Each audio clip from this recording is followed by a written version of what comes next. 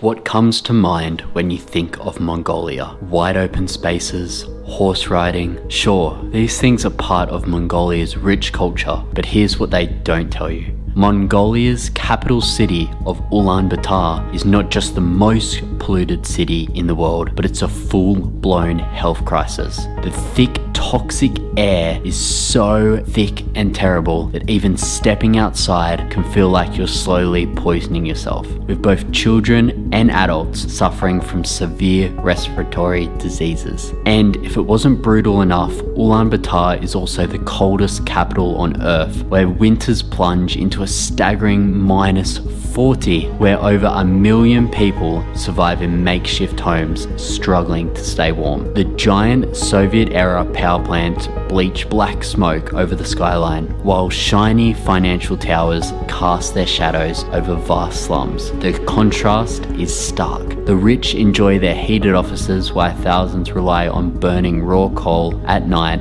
just to survive. The air is so deadly for newborns in Ulaanbaatar that they're more likely to develop lung disease than anywhere else on earth. Pregnant women are warned that the pollution could permanently damage their unborn children. Meanwhile, the government promises change. Year after year, nothing gets better. Some blame corrupt officials, others point to Mongolia's crippling dependence on coal and a dirty addiction that fuels the economy and the smoke in the skies. This is Mongolia. Okay, g'day and good morning guys from the beautiful country of Mongolia. I've spent the past 2 nights on 2 different sleeper trains all the way from Beijing, China into the right center of Mongolia, Ulaanbaatar, the capital of Mongolia. We're only about half an hour away from the capital, and boy, this journey has already been amazing. We've seen yurts, we've seen farmers, we've seen sheep, we've seen horses, we've seen cows. All of what Mongolia has to offer we have seen out of this window right here. But that isn't going to be the main focus of this video, this train. However, this short documentary will show you some of the best and interesting things about Mongolia, and taking a first impressions, a first look into this amazing country. We're going to be exploring the city and also the outskirts as well. So you're probably wondering by now, Jack, where is Sophia? Well, unfortunately, due to some family and work events in Nepal, she had to stay back for this trip, so it'll just be solo for me. But don't worry though, it'll only be 1 or 2 videos here in Mongolia where Sophia won't be with me, so she'll be back in the next video or 2. So yeah, I hope you guys really enjoy this video, and yeah, let's get into it.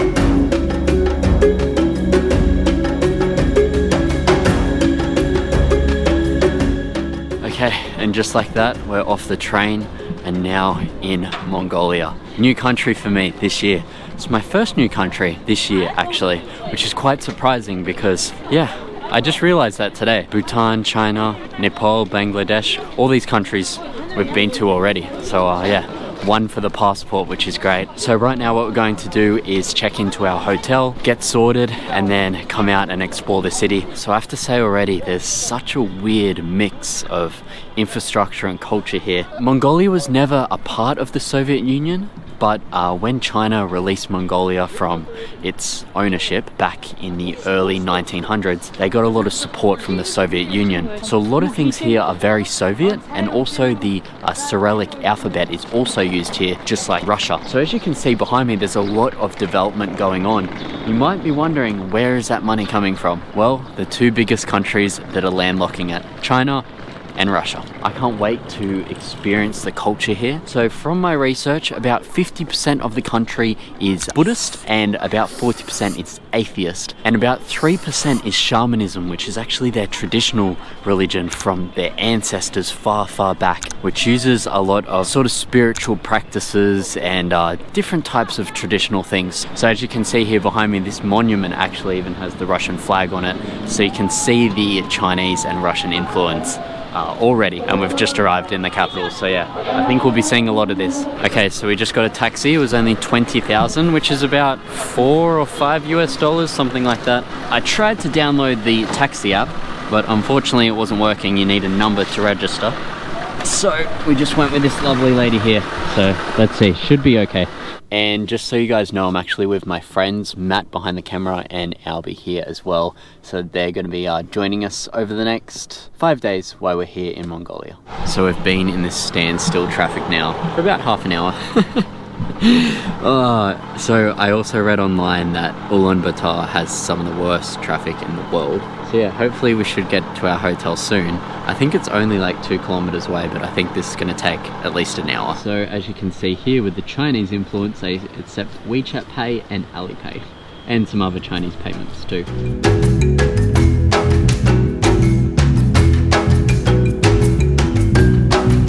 Okay, so we made it to our hotel. And yeah, got through the city. Gosh, they weren't lying about one of the most traffic polluted cities in the world, and the coldest city in the world in winter because of the elevation, negative 20 degrees. Anyway, let's check in. Okay, so dropped our bags, couldn't check in just yet, but yeah, now time to explore. First things first is to get a Mongolian breakfast, if we can find one, and explore this beautiful city of Ulaanbaatar.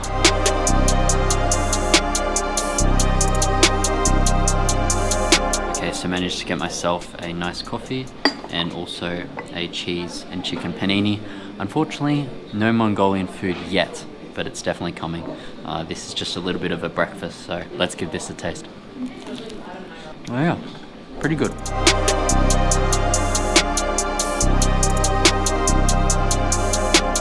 So one thing I'm noticing while walking around the city is it's quite nice, but you can also tell that there's a lack of opportunities here, like job opportunities. For example, there was a guy back there, I didn't film him, but he was asking me money. So yeah, I think it's a little bit hard for the people here. Still quite a nice city, a really lovely vibe, and as you can see, today is just a beautiful blue sky day. So a lot of you may be wondering, why is the pollution here so bad?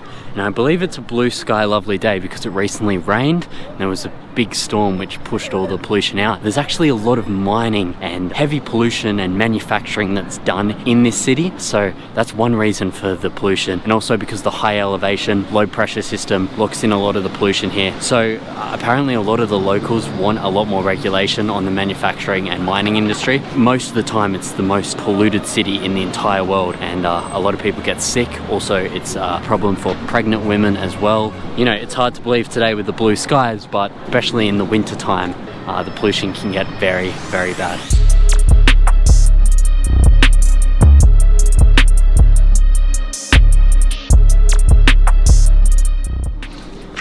Okay, so welcome to the Ulaanbaatar Square. I believe I'm saying that right. And you can see behind me, this is the famous Genghis Khan, the man that built one of the biggest empires in the world, stretching from the Pacific Ocean all the way to East Europe. In the 13th century, the Mongolian Empire was the largest empire in the world. And we're going to find a lot more about him very soon. Yeah, absolutely crazy. So this is the Parliament building here in Ulaanbaatar in UB, and this is where all the government decisions are made, of course, with their idol Genghis Khan, the man that they solely respect for making Mongolia what it is today. Next to it, we also have the State Opera and also the National Ballet as well, which is quite interesting. Quite their main tourist attraction here. And yeah, they really value Genghis Khan. Fun fact about him actually is 5% of the world's population is actually from his genetics. And you might be thinking, how is that possible? Well, one of his ways to rule and take as much land as possible and be the biggest empire was marrying into other empires and other royal families across Central Asia. A lot of questionable things, but they do say he was one of the greatest, smartest people to be around in that time to grow the biggest empire and keep it intact. But unfortunately it did fall at some point in time. But yeah, you can see again his statue up here as well. So you might also be wondering, Jack, how are you getting data? What's the best way to get a SIM card? Well, that's where Nomad eSIM comes in. Thank you, Nomad, for sponsoring this video. So if you've been watching my videos for a while, you'll know that Nomad has been a part of my travels for years now. I use them in every country that I go. So you might be thinking, Jack, what is an eSIM? Well, let me break it down. Essentially, an eSIM is an app on your phone that creates a digital SIM card. So all you have to do is install the Nomad app on your phone, click what country you want, and buy a package. I went onto the Nomad app and chose the package that I wanted, and bam, as soon as I touched down, I had data just like that. So no more lining up in long queues at the airport waiting for your physical SIM card. Personally, I find that having an eSIM is a great thing to have. Being able to have data when you're seeing the immigration officer and having to show your hotel booking, or even when you're just traveling around and needing Google Maps, posting Instagram photos, and I can even hotspot my phone to upload YouTube videos as well. If you use my code JACK92CB, you will get a bit of a discount on your first purchase of an eSIM. So by the way, I just found out this basketball event and it isn't any old basketball event. It's actually the part of the World Cup. So yeah, who knew that Mongolia was hosting the basketball World Cup? That's pretty cool.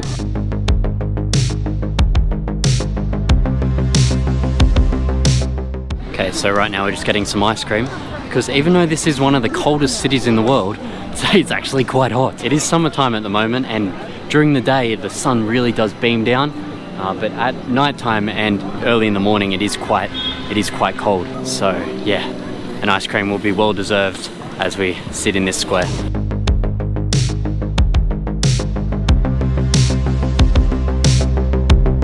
So we're just walking up now to the Zaisan Memorial at the top of this hill, and this is pretty much the edge of the city. Beyond here is mostly grasslands and trees, so for the biggest city in Mongolia, it's not really that big, to be honest with you. We went, from the middle of the city to the end in about 25 minutes, so not that long. But yeah, right now we're walking up to the Zaisan Memorial, which is actually a memorial dedicated to the Soviet soldiers that died in World War II. So it sort of symbolizes that, and also Mongolia and Russia's friendship with this. And you can also see the hammer and sigil, the sign of communism, which communist Russia and the Soviet Union.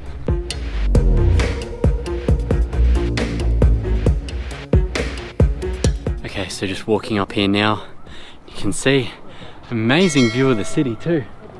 Thank God it's not polluted like it normally is, because we can literally see all the way to the other edge of the city, which is absolutely amazing.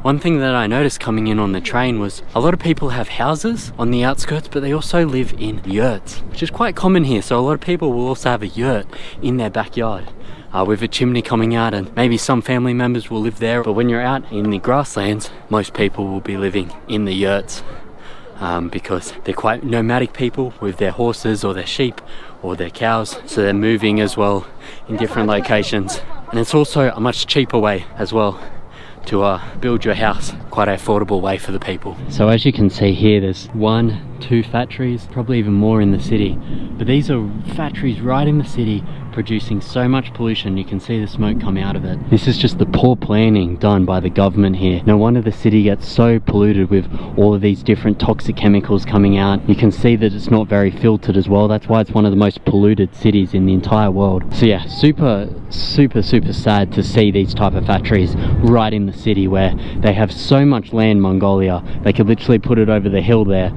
half an hour's drive away, but yet it's still in the middle of the city, which is quite a shame. So as you can see here now, we're now at the mosaic area for the tiles, the Soviet memorial for the soldiers that died in World War II. You can see here the hammer and sigil and the Soviet army as well. So this just shows the strong ties that Mongolia has to Russia to this day. This isn't an old monument, this is very new and recently constructed to show the strong relationship. Even though Mongolia isn't technically a communist country, they're allies, China and Russia, and I'm sure other countries too. Not that that's a bad thing, I'm just telling you how it happens. I'm not saying if that's bad nor good, just purely showing you what it is here.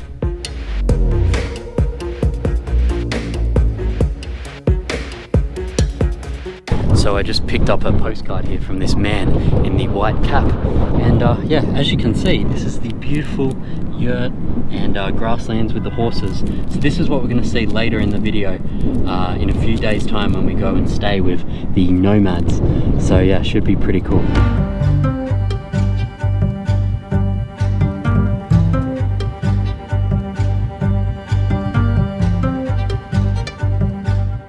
Okay, so we've now made it to the Golden Buddha here, right next to the Soviet monument actually. So this is the first Buddhism monument that I've seen so far in the country.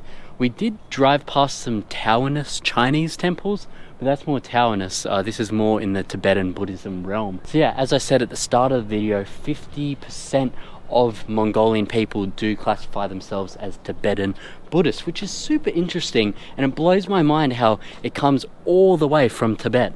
Even though they do border each other, it's still quite a far distance. So it's amazing how religion travels. It really is.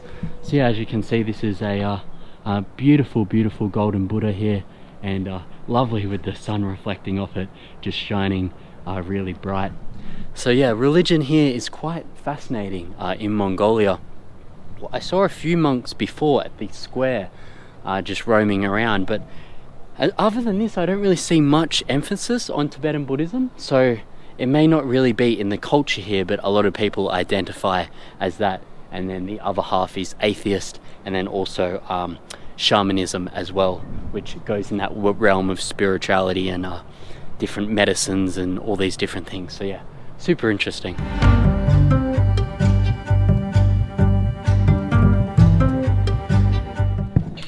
So just after this, I hoped to take you guys into the Mongolian grasslands, but I got a severe case of food poisoning. Not good. And I was out of it for the next 2 to 3 days. And that's when we had to leave the country. So this was probably one of the most funnest videos I got to make. And as you could tell from all the editing and everything, a super interesting country.